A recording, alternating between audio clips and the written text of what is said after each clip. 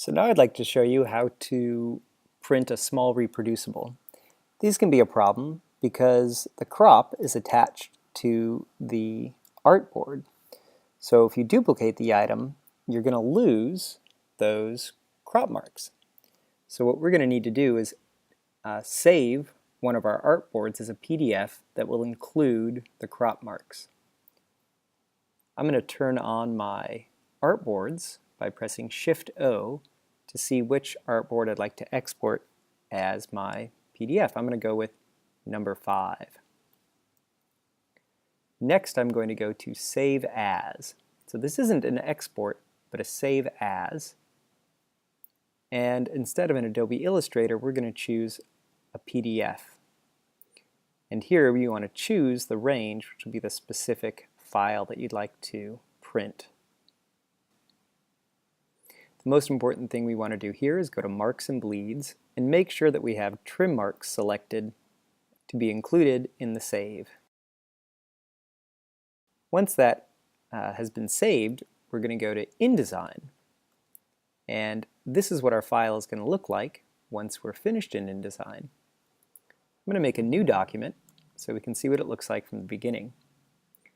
Normally you might pay attention to columns or margins. This is less important at this stage.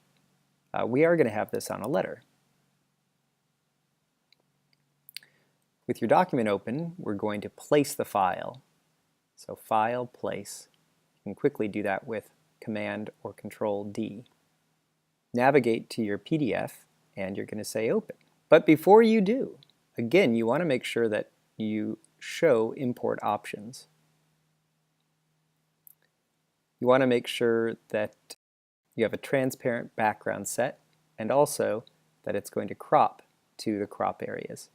Notice if it just did the art, it's going to place a much smaller image. Now again, normally I'd pay attention to the margin when I place an item. In this case, the crop area will make up for the margin.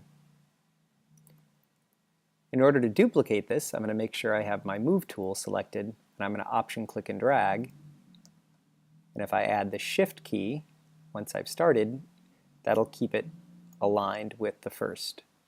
Of course, if I happen to knock it out of alignment, I could always select them and use the alignment tools inside of InDesign to get these to align properly. So the outside edges will set to the edge of the page. Select them both again, hold Option, click and drag to duplicate. Again, add Shift as you're moving to get that to stay in alignment.